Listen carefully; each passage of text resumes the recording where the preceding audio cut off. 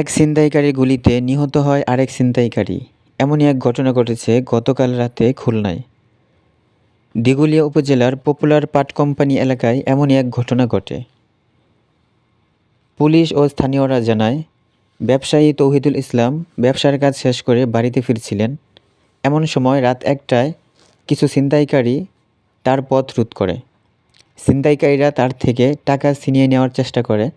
ধস্তাধস্তির এক পর্যায়ে ছিনতাইকারী তৌহিদুলকে লক্ষ্য করে গুলি ছুড়ে।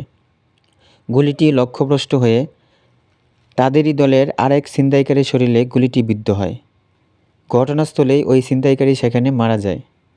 স্থানীয়রা পুলিশকে খবর দিলে পুলিশ এসে ওই ছিনতাইকারীর লাশ উদ্ধার করে ময়নাতদন্তের জন্য হাসপাতালে পাঠায়।